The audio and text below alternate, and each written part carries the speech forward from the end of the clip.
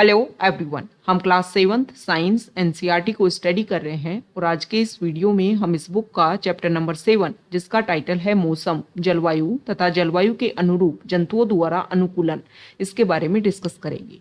तो चलो स्टार्ट करते हैं। सबसे पहले हम डिस्कस करेंगे कि मौसम होता क्या है। तो आपके घर में डेली बेसिस पर जो न्यूज़पेपर आते हैं उसमें आपने इस तरीके की मौसम की जो रिपोर्ट है वो जरूर पढ़ी होगी। अब ये मौसम की रिपोर्ट जो है वो कौन तैयार करता है और किस तरीके से इसको तैयार किया जाता है।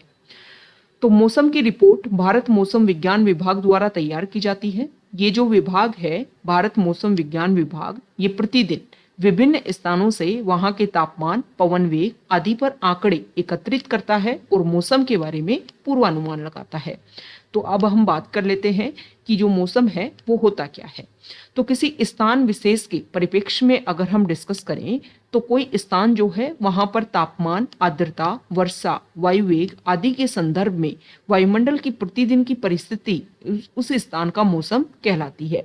मतलब कोई भी जो स्थान है उसके अगर आप उसके परिप्रेक्ष्य में अगर आप डिस्कस करो तो वहां पर रोजाना जो है वो किस तरीके का तापमान, कितना वायु वेग, किस तरीके की वहां पर वर्षा देखने को मिलती है, ये उस स्थान का जो मौसम है उसको दर्शाता है।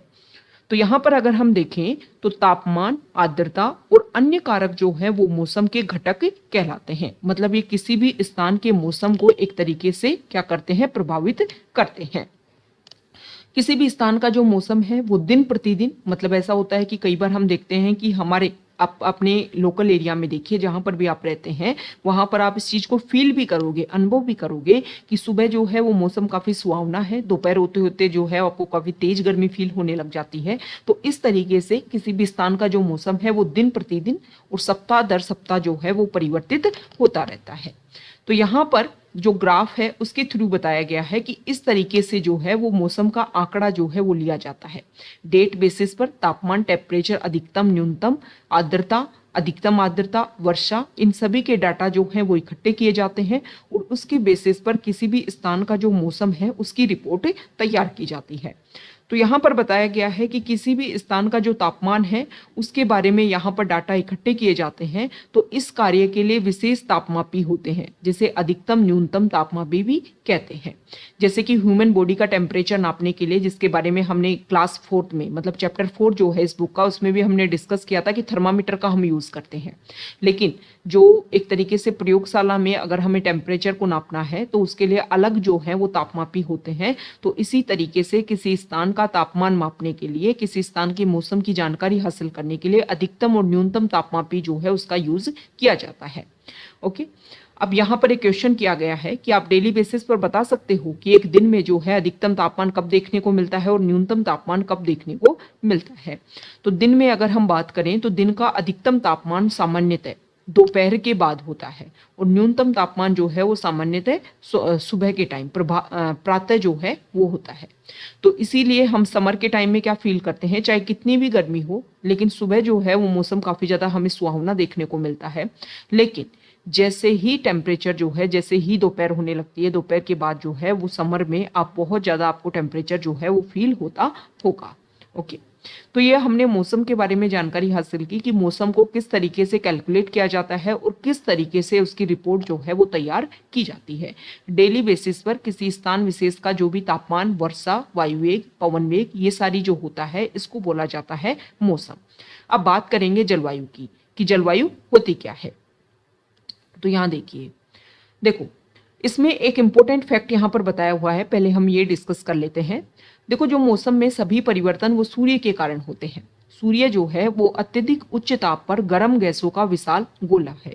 सूर्य की जो हमसे दूरी जो है, डिस्टेंस जो है वो काफी ज्यादा है, लेकिन सूर्य द्वारा उत्सर्जित ऊर्जा जो है वो इतनी अधिक है कि पृथ्वी से इतनी दूरी होने के बावजूद सूर्य हमारे लिए समस्त ऊष्मा और प्रकाश का स्रोत है।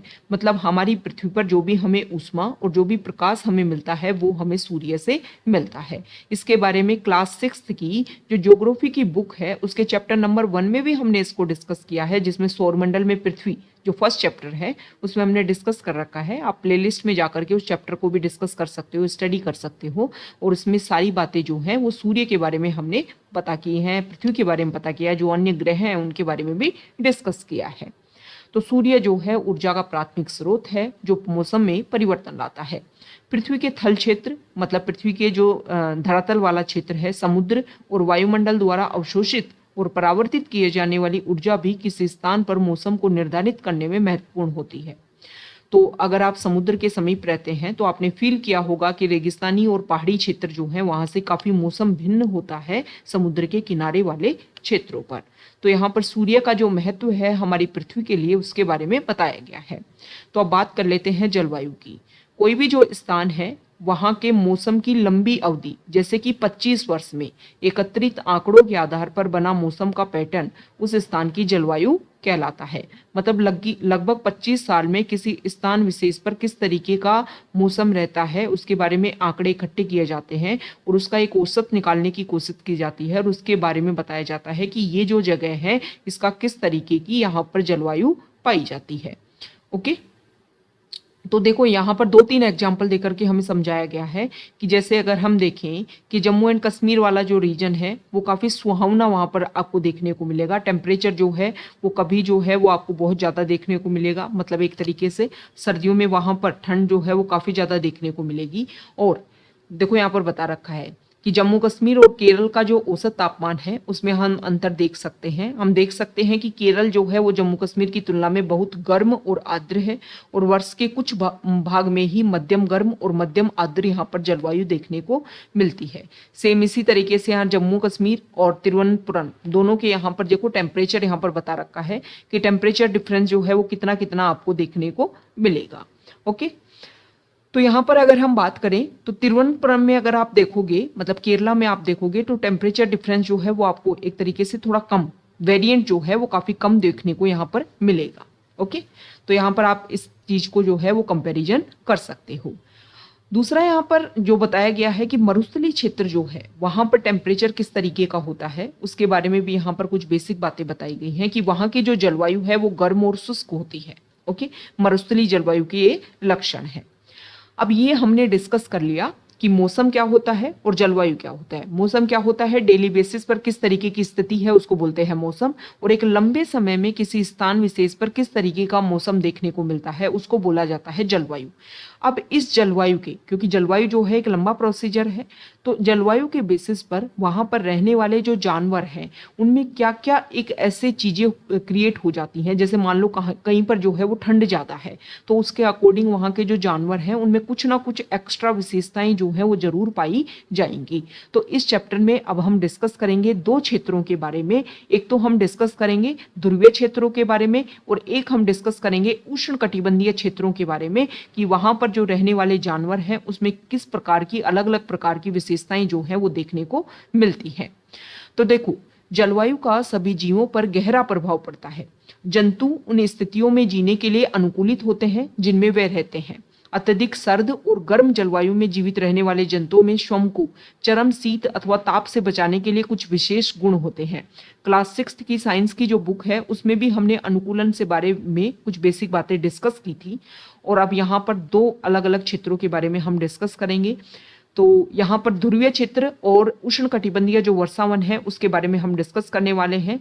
तो ध्रुवीय क्षेत्र जो है उसके बारे में आपको पता ही है कि जो हमारे ध्रुव जो है मतलब उत्तरी ध्रुव और दक्षिणी ध्रुव जो है वहां के समीप जो क्षेत्र स्थित है उनको हम बोलते हैं ध्रुवीय क्षेत्र। और ध्रुवीय क्षेत्र के कुछ देशों के यहाँ पर एग्जाम्पल दे रखे हैं कि Canada, Greenland, Iceland, Norway, Sweden, Finland और अमेरिका में अलास्का और रूस का साइबेरियाई क्षेत्र। दूसरा हम बात कर लेते हैं उष्ण कटिबंधीय वर्षावन की। तो Bharat, Malaysia, Indonesia, Brazil, Congo गणतंत्र, केन्या, युगांडा और नाइजीरिया यहाँ पर उष्ण कटिबंधीय वर्षावन पाए जाते हैं। तो इन दोनों क्षेत्रों में जो जंतु हैं उनमें किस तरीके की अलग अलग विशेषता पाई जाती है उसके बारे में हम यहाँ पर देखेंगे। तो सबसे पहले बात करेंगे ध्रुवीय क्षेत्र की कि जो ध्रुवीय क्षेत्र है वहां पर किस तरीके के जंतुओं में अनुकूलन देखने को मिलते हैं। ध्रुवीय क्षेत्रों में चरम जलवायु पाई जाती है। ये जो क्षेत्र हैं वो सदैव बर्फ से ढके रहते हैं। यहाँ वर्ष के अधिकांश भाग में अत्यधिक सर्दी रहती है। ध्रुवों पर 6 महीने तक सूर्यास्त नहीं होता और बाकी 6 महीनों तक यहाँ पर सूर्योदय नहीं होता। ओके, सर्दियों में तापमान जो है -37 डिग्री सेल्सियस तक हो जाता है। यहाँ रहने वाले जंतु इन चरम स्थितियों के लिए अपने आप को अनुकूलित जो है उन्होंने कर लिया है। तो यहाँ पर दो एग्जाम्पल हम लेंगे, एक तो ध्रुवीय भालू का जिसको पोलर बियर बोलते हैं, और एक लेंगे पेंगुइन का। ध्रुवीय भालू के बारे में सबसे पहले अगर हम बात करें तो ध्रुवीय भालू का सारा शरीर जो है वो सफेद बाल फर जो होता है उससे ढका होता है, जिससे वे बर्फ की सफेद पृष्ठभूमि में अपने को आसानी से दिखाई नहीं देते। मतलब बर्फ जो है, आपको पता है कि ध्रुवीय क्षेत्र जो है वो बर्फ से घिरे हुए हैं, तो यहाँ पर जो भालू है वो भी सफेद रंग का और इस बर्फ वाले क्षेत्र में अपने आप को मिला लेता है, जिससे सबसे ज्यादा तो इम्पोर्टेंट उसको ये सहायता मिलती है कि जो परभक्षी है वो उसके ऊपर, मतलब शत्रु जो है वो उसके ऊपर आक्रमण जल्दी से नहीं कर पाते हैं, क्योंकि बर्फ में वो अपने आप को एक तरीके से मिक्स करके रखता है, दोनों का कलर जो है वो सेम देखने को मिलता है, तो परभक्षियों से बचाव में उसको सहायता मिलती है। साथ ही देखो, एक तो वो अपने आप को बचाता है सफेद रंग की वजह से, दूसरा जो है वो आसानी से अपने शिकार के ऊपर, मतलब जिसको वो अपना यूज करना चाहता है खाने के लिए, उसको आसानी से, अपने शिकार को आसानी से पकड़ भी सकता है, क्योंकि जो उसका शिकार है वो भी उसको आसानी से नहीं पहचान पाता है, तो शिकार को पकड़ने में भी सहायता मिलती है। इन्हें चरम शीत से बचाने के लिए इनके बालों की दो मोटी परतें होती हैं। इनकी त्वचा के नीचे, मतलब जो इनकी स्किन होती है उसके नीचे वसा की एक परत होती है। वास्तव में ध्रुवीय भालू का शरीर इतनी अच्छी तरह से शीत रोधी होता है कि वे धीमे धीमे चलते हैं, ताकि उनके शरीर का जो ताप है वो आवश्यकता से अधिक ना हो जाए, और वे अपने शरीर को बहुत अधिक गर्म होने से बचाने के लिए अक्सर जो है वो विश्राम करते हैं। मतलब ज़्यादा जल्दी जल्दी मूवमेंट नहीं करते वो उनको ऐसे लगता है कि ज़्यादा जल्दी जल्दी अगर उन्होंने मूवमेंट किया तो उनकी बॉडी का जो टेम्परेचर है वो इंक्रीज हो जाएगा, और फिर उसको बैलेंस करने में उनको काफ़ी ज़्यादा प्रॉब्लम फेस करनी पड़ती है। तो गर्म मौसम, जब टेम्परेचर जो है वो इंक्रीज होता है, मतलब 6 महीने तक वहाँ पर जो है सूर्योदय देखने को मिलता है, सूर्य की गर्मी देखने को मिलती है, तो गर्म मौसम में भौतिक क्रियाकलापों के बाद में ध्रुवीय भालू को अपने शरीर को ठंडा करना पड़ता है। अतः ध्रुवीय भालू जो है वो समुद्री जल में भी तैरते रहते हैं। ये अच्छे तैराक होते हैं। इनके पंजे चौड़े और बड़े होते हैं, जो न केवल अच्छी तरह से तैरने में इनकी सहायता करते हैं, बल्कि इनको बर्फ में चलने में भी सहायता करते हैं। तैरते समय ये अपने नथुनों को बंद करके लंबे समय तक पानी के अंदर रह सकते हैं। ध्रुवीय भालू की सूंघने की शक्ति जो है वो काफी तीव्र होती है, जिससे भोजन के लिए अपने शिकार को आसानी से खोज व पकड़ सकते हैं। तो इस तरीके से ध्रुवीय क्षेत्र में जो भालू है उनमें अनुकूलन देखने को मिलते हैं। यहाँ पर बता भी रखा है कि देखो, यहाँ पर ये ध्रुवीय भालू है, ये बर्फ है, तो आप देखो कि कितना वो आपस में एक दूसरे से मिल जाते हैं। तो सफेद बालों के कारण सफेद बर्फ की पृष्ठभूमि में ये आसानी से दिखाई नहीं देता, जिससे इसके परभक्षी और शिकार जो हैं वो इसको आसानी से देख नहीं पाते। ये जो भालू जो होता है इसमें सूंघने की शक्ति, घ्राण शक्ति जो है वो तीव्र होती है, जिससे ये भालू अपने शिकार को ढूंढने में और उसको पकड़ने में सहायक होता है। इसके शरीर पर बालों की दो मोटी परतें होती हैं। यह सर्द मौसम में इसे गर्म रखती है। भालू की त्वचा के नीचे वसा की एक परत होती है। इसका शरीर शीत रोधित होता है और इसे गर्म रखता है, मतलब इसके शरीर से जो हीट है वो बाहर जो है वो एक तरीके से नहीं निकल पाती है, और शरीर जो है इसका गर्म बना रहता है। ओके, और इसके जो नखर होते हैं, नाखून जो होते हैं वो मुड़े हुए, लंबे और पैने होते हैं, जो इन्हें बर्फ पर चलने में सहायता करते हैं। तो यहाँ पर हमने सफेद भालू के बारे में जो डिस्कस किया, अब हम देख लेते हैं कि पेंगुइन जो है उनमें किस तरीके से अनुकूलन देखने को मिलता है। तो ये जो पेंगुइन है ये भी सफेद होते हैं और आसानी से बर्फ की सफेद पृष्ठभूमि में मिल जाते हैं। इनके शरीर में भी श्रम को सर्दी से बचाने के लिए मोटी त्वचा और अत्यधिक वसा होती है। जो पेंगुइन के जो झुंड है वो आपने देखे भी होंगे, और बहुत बार न्यूज़ जो है डिस्कवरी, आप न्यूज़ चैनल अगर आप देखते हो डिस्कवरी चैनल, तो उसमें इस तरीके की जो इमेज है वो आपने काफ़ी बार देखी होंगी। तो ये जो पेंगुइन होते हैं वो भी ध्रुवीय भालू की तरह अच्छे तैराक होते हैं। इनका शरीर जो है वो धारा रहित होता है। इनके पैरों में जाल जैसा बना होता है, जिससे ये अच्छे तैराक होते हैं। इस तरीके से जो पाँव है वो पेंगुइन के इस तरीके के पाँव देखने को मिलते हैं। तो दोनों में सिमिलर जो है वो काफ़ी चीज़ें देखने को मिलती हैं। अब ध्रुवीय क्षेत्रों में ऐसा थोड़ा है कि सिर्फ ध्रुवीय भालू और पेंगुइन ही पाए जाते हैं। ध्रुवीय क्षेत्र में अन्य जंतु भी होते हैं, जैसे कि मछलियाँ, कस्तूरी मृग, रेंडियर, लोमड़ी, सील, व्हेल और अन्य कई प्रकार के पक्षी सम्मिलित हैं। मछली जो है वो ठंडे जल में लंबे समय तक रह सकती हैं, लेकिन पक्षी जो है वो उनको अपने शरीर को गर्म रखना जो है वो काफ़ी ज़्यादा आवश्यक हो जाता है। इसीलिए हम देखते हैं कि सर्दियों के मौसम में ज़्यादातर जो पक्षी हैं वो प्रवास के लिए गर्म क्षेत्रों में चले जाते हैं और सर्दियाँ जब समाप्त होती है तो पुनः अपने क्षेत्र में वापस लौट आते हैं। जैसे कि भारत में आपने साइबेरिया जो क्रेन है उसके बारे में काफ़ी ज़्यादा सुना होगा। राजस्थान में भरतपुर केवलादेव राष्ट्रीय उद्यान जो है, घना पक्षी विहार वहाँ पर, और हरियाणा में जो सुल्तानपुर वाला जो क्षेत्र है वहाँ पर सर्दियों में इस तरीके के जो पक्षी हैं वो काफ़ी ज़्यादा आते हैं। इसके अलावा उत्तर पूर्व के कुछ आर्द्र स्थान मतलब वेटलैंड जो साइट हैं, जैसे कि अगर हम बात करें चिलिका लेक, कोलेरू लेक, यहाँ पर जो है वहाँ पर भी कई पक्षी जो हैं वो प्रवास के लिए आते हैं। अब ये प्रवासी पक्षियों के बारे में हम कुछ बेसिक फैक्ट्स अगर हम देखें तो ये जो प्रवासी पक्षी है, प्रवासी पक्षी मतलब सर्दियों के मौसम में अपने स्थान को छोड़ करके दूसरे स्थान पर आ गई, फिर जैसे ही यहाँ पर गर्मियाँ आने लगी तो वापस अपने स्थान को लौट गई। कुछ प्रवासी पक्षी अपने आवास की चरम जलवायु परिस्थितियों से बचने के लिए 15,000 किलोमीटर तक की यात्रा करते हैं। बहुत ऊंचाई पर उड़ान भरते हैं ये पक्षी, जहां वायु जो है वो उनकी उड़ान में सहायक होती है, मतलब वायु के एक तरीके से प्रवाह से ही ये अपनी जो दूरी है वो कवर कर लेते हैं। इतनी ऊंचाई पर आप सभी को पता है कि पृथ्वी की जितनी ऊंचाई पर आप जाओगे उतना जो है वो टेम्परेचर आपको कम देखने को मिलेगा। तो इस ऊंचाई की शीत स्थितियां जो है उनकी उड़ान पेशियों द्वारा उत्पन्न ऊष्मा का विसरण आसान कर देती हैं। लेकिन ये सबसे इंपॉर्टेंट बात है कि हम डेली हर साल जो है ये देखते हैं, एवरी ईयर हम देखते हैं कि प्रवासी पक्षी जो है उस स्थान से उड़ करके फिक्स उसी स्थान पर आ जाते हैं। तो इनको पता कैसे चलता है, इनको किस तरीके से जो है वो संकेत मिलते हैं कि अच्छा ये रास्ता जो है वो हमें तय करना होता है। तो ऐसा बोला जाता है कि देखो पक्षियों में दिशा का सहज बोध होता है और उन्हें पता होता है कि उन्हें किस दिशा में उड़ना है। हो सकता है कि मार्गदर्शन के लिए कुछ भू चिन्हों का, लैंडमार्क का वो उपयोग भी करते हों, और अनेक पक्षियों को दिन में सूर्य और रात्रि में तारों से मार्गदर्शन मिलता है। इसके कुछ प्रमाण हैं कि पक्षी दिशा का पता लगाने के लिए पृथ्वी के चुंबकीय क्षेत्र का उपयोग करते हैं। केवल पक्षी ही ऐसे जंतु नहीं है जो प्रवास करते हैं, अनेक स्तनधारी जीव, अनेक प्रकार की मछलियां और कीट जो है वो भी अनुकूल जलवायु की तलाश में मौसमी रूप से प्रवास करते हैं, कि मौसम के अनुरूप जो है वो प्रवास देखने को मिलता है। ओके, तो ये हमने बात की सर्दियों वाले क्षेत्रों की, मतलब ध्रुवीय क्षेत्रों की। अब हम बात कर लेते हैं उष्णकटिबंधीय वर्षावन की। उष्णकटिबंधीय क्षेत्रों की जलवायु सामान्यतः गर्म होती है क्योंकि ये क्षेत्र भूमध्य रेखा के आसपास स्थित होते हैं। सबसे सर्द महीनों में भी यहाँ का जो तापमान है वो सामान्यतः 15 डिग्री जो सेंटीग्रेड है वो देखने को मिलता है, 15 डिग्री सेल्सियस देखने को मिलता है। गर्मियों में तापमान जो है वो 40 डिग्री सेल्सियस रहता है, इससे अधिक हो जाता है। मतलब गर्मियों में टेम्परेचर जो है वो भूमध्य रेखा के आसपास वाले क्षेत्र में ज़्यादा देखने को मिलेगा, और जब सर्दियाँ होंगी जब भी टेम्परेचर जो है वो ज़्यादा कम नहीं होगा। वर्ष भर जो है दिन और रात की लंबाई लगभग बराबर होती है। इन क्षेत्रों में प्रचुर मात्रा में वर्षा होती है। इस क्षेत्र की एक प्रमुख विशेषता उष्णकटिबंधीय वर्षावन है।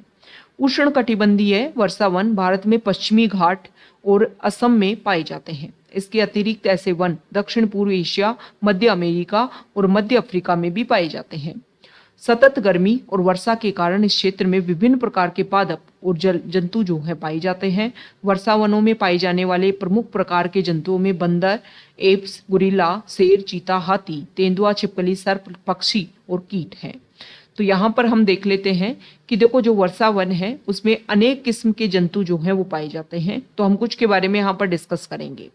क्योंकि जंतुओं की जनसंख्या अधिक होती है अतः उनके भोजन और आश्रय के लिए सघन प्रतिस्पर्धा जो है यहाँ के जंतुओं में देखने को मिलती है। अनेक जंतु वृक्षों पर, पेड़ों पर रहने के लिए ही अपने आप को अनुकूलित कर लेते हैं। लाल नेत्रों वाले मेंढक के पैर के तलवे जो हैं वो चिपचिपे होते हैं, जो उन्हें उन वृक्षों पर चढ़ने में सहायता करते हैं जिन पर वे रहते हैं। ये जो मेंढक है वो यहाँ पर पाए जाते हैं, इनके तलवे जो हैं वो चिपचिपे होते हैं जिससे आसानी से ये पेड़ों पर चढ़ पाते हैं। दूसरा अगर हम बात करें तो यहाँ पर बता रखा है किसके बारे में, वृक्षों पर रहने वाले सहायता के लिए बंदरों की लंबी पूंछ होती है। मतलब पेड़ों पर जो बंदर रहते हैं उनकी लंबी लंबी पूंछ होती है जो शाखाओं को पकड़ने में उनकी सहायता करती है। इनके हाथ पैर ऐसे होते हैं जिससे आसानी से शाखाओं को थामे रहते हैं। ओके, क्योंकि इन वनों में आवास करने वाले जंतुओं में भोजन के लिए परस्पर स्पर्धा होती है, कुछ जंतु ऐसे भोजन को प्राप्त करने के लिए अनुकूलित होते हैं जहां अन्य जंतु आसानी से नहीं पहुंच सकते। मतलब कुछ जंतु जो हैं आसानी से ऐसी जगह पर पहुंच जाते हैं यहाँ पर उष्णकटिबंधीय वर्षावन वाले क्षेत्रों में, जहां पर अन्य जंतु जो है नहीं पहुंच पाते, इसलिए वो अपने भोजन को आसानी से प्राप्त कर लेते हैं। अगर हम यहाँ पर उदाहरण देखें तो उदाहरण के लिए टूकन नामक पक्षी की लंबी बड़ी चोंच होती है, जिसकी सहायता से वह ऐसी शाखाओं में लगे फलों तक पहुंच सकता है जो बहुत कमजोर होती है और उसका बाहर नहीं सह सकती है। तो ये टूकन पक्षी का यहाँ पर एग्जाम्पल दे रखा है कि इनकी चोंच जो है, जिसकी सहायता से अपना भोजन जो है वो प्राप्त करते हैं। उष्णकटिबंधीय वनों में पाए जाने वाले अनेक जंतुओं में सुनने की संवेदन शक्ति जो है वो तीव्र दृष्टि, मोटी त्वचा और ऐसे वर्ण की त्वचा होती है जो उन्हें आसपास के क्षेत्र में मिला करके छद्म आवरण करने में सहायक होती है। मतलब उनकी स्किन का कलर ऐसा होगा जैसे वहाँ का जो एक तरीके से आप देखो वहाँ के पेड़ों का जो कलर, मतलब ग्रीन ग्रीन कलर, ताकि वो आसानी से मिल जाए और उनको कोई पहचान ना पाए। ओके, और ये जो छद्म आवरण है उनकी परभक्षियों से रक्षा करता है। उदाहरण के लिए बिलाव परिवार के जंतु शेर और चीता में मोटी खाल होती है और उनकी सुनने की शक्ति जो है वो काफी संवेदनशील होती है, मतलब काफी दूर की आवाज भी वो सुन पाते हैं। यहाँ पर अगर हम देखें तो लोयन टेल्ड लंगूर, जिसे डाडी वाला एब भी बोलते हैं, पश्चिमी घाट के वर्षावनों में पाया जाता है भारत में। और इसकी प्रमुख विशेषता यह है कि इसकी चांदी जैसी सफेद अयाल होती है जो सिर के चारों ओर गालों और चिबुक तक रहती है। यह वृक्षों पर आसानी से चढ़ जाता है और अपने जीवन का अधिकांश समय वृक्षों पर ही व्यतीत करता है। यह मुख्यतः फल खाता है, बीज, कोमल पत्तियां, तने, पुष्प और कलियां भी खाता है। लोयन टेल्ड लंगूर जो है वो वृक्षों की छाल में वास करने वाले कीटों की तलाश में रहता है। चूंकि ये लंगूर वृक्षों पर पर्याप्त भोजन जुटा पाने में समर्थ होते हैं, अतः ये भूमि पर यदा कदा ही आते हैं। मतलब जमीन पर ये पांव जो है कभी कभी रखते हैं, पेड़ों पर ही रहते हैं क्योंकि आसानी से इनको वहां पर भोजन मिल जाता है। अब भारतीय उष्णकटिबंधीय वर्षावन का एक अन्य परिचित जंतु हाथी है। हाथी अनेक प्रकार के वर्षावनों की परिस्थितियों के लिए अनुकूलित हो गए हैं। तो यहाँ पर बताया गया है कि इनकी जो सूंड है वो जिसका उपयोग वह नाक के रूप में करता है। लंबी सूंड से इसकी सूंघने की शक्ति बहुत अच्छी हो जाती है। हाथी द्वारा सूंड का उपयोग भोजन को उठाने के लिए किया जाता है। यद्यपि इसके बाह्य दंत, जिसे रद कहते हैं, वास्तव में रूपांतरित दंत होते हैं। इन दांतों से हाथी अपने पसंद के वृक्षों की छाल को आसानी से छील सकते हैं। भोजन के लिए स्पर्धा के बावजूद हाथी आसानी से अपना भोजन जुटाने में समर्थ होता है। हाथी के लंबे बड़े कान बहुत हल्की ध्वनि को भी सुनने में सहायक होते हैं। तो वर्षा वनों की गर्म और आर्द्र जलवायु में हाथी को ठंडा रखने में भी उसके कान सहायक होते हैं। तो ये हमने डिस्कस किया ध्रुवीय क्षेत्र और उष्णकटिबंधीय वर्षा वन में रहने वाले जो जानवर हैं उनमें किस तरीके से अनुकूलन देखने को मिलता है। यहाँ पर हम देख लेते हैं इस चैप्टर का एक कंक्लूजन, एक समरी। किसी स्थान पर तापमान, आर्द्रता, वर्षा, पवन वेग आदि के संदर्भ में वायुमंडल की दिन प्रतिदिन की जो स्थिति है, मतलब डेली बेसिस की जो किसी स्थान विशेष की जो स्थिति है उसको बोला जाता है मौसम। मौसम जो है वो 2 दिन अथवा सप्ताह दर सप्ताह जो है वो समान नहीं होता है। दिन का अधिकतम तापमान जो है दोपहर बाद में और न्यूनतम तापमान जो है वो सुबह के टाइम होता है। वर्ष भर सूर्योदय और सूर्यास्त का समय भी परिवर्तित होता रहता है। मौसम के सभी परिवर्तन सूर्य से संचालित होते हैं। लंबे समय तक किसी भी स्थान विशेष की मौसम के आधार पर जो पैटर्न तैयार किया जाता है उसको हम जलवायु बोलते हैं। तो उष्णकटिबंधीय और ध्रुवीय क्षेत्र पृथ्वी के ऐसे 2 क्षेत्र हैं जहां पर चरम जलवायुवीय परिस्थितियां होती हैं। जंतु उन परिस्थितियों के लिए अनुकूलित होते हैं जिनमें वह वास करते हैं। मतलब जहां पर जंतु रहेगा वहां की परिस्थितियों के अनुकूल जो है वो अपने आप को अनुकूलित कर लेता है। ध्रुवीय क्षेत्रों में वर्ष भर बहुत सर्दी रहती है। ध्रुवों में वर्ष के 6 महीने तक सूर्यास्त नहीं होता है और 6 महीनों में वहां पर सूर्योदय नहीं होता है। ध्रुवीय क्षेत्र में जो जंतु होते हैं उनमें कुछ विशेष गुण होते हैं, जैसे कि शरीर पर सफेद फर, सूंघने की तीव्र शक्ति, त्वचा के नीचे वसा की परत, तैरने और चलने के लिए चौड़े और लंबे नखर आदि के कारण अत्यधिक सर्द जलवायु के लिए वो अनुकूलित होते हैं। अतिशीत मौसम से बचने के लिए प्रवास एक अन्य साधन है। अनुकूल जलवायु परिस्थितियों के कारण उष्णकटिबंधीय वर्षावन में पादपों और जंतुओं की विशाल जनसंख्या पाई जाती है। ओके, उष्णकटिबंधीय वर्षावन में जो जंतु होते हैं उनमें भी कुछ इस प्रकार का अनुकूलन देखने को मिलता है। और जंतु जो है वो भिन्न भोजन और आश्रय की उनको आवश्यकता होती है ताकि उनमें स्पर्धा जो है वो कम से कम हो। उष्णकटिबंधीय वर्षावन में रहने वाले जंतुओं के कुछ अनुकूलनों की अगर हम बात करें तो वो वृक्षों पर उनका आवास होता है। उनमें मजबूत पूंछ का विकास देखने को मिलता है, लंबी और विशाल चोंच देखने को मिलती है, उनका चटक रंग होता है, तीखे पैटर्न प्रतिरूप, तीव्र स्वरध्वनि, तेज आवाज, फलों का आहार, सुनने की संवेदनशील शक्ति, तीव्र दृष्टि, मोटी त्वचा, परभक्षियों से बचने के लिए छद्म आवरण की क्षमता आदि इसमें सम्मिलित है। तो ये हमने चैप्टर नंबर 7 कंप्लीट किया है क्लास 7th की साइंस का। अगर आप यहाँ तक आए हैं, वीडियो आपको अच्छा लगा है तो प्लीज़ वीडियो को लाइक कीजिए, शेयर कीजिए और चैनल को सब्सक्राइब कीजिए। Okay, thank you.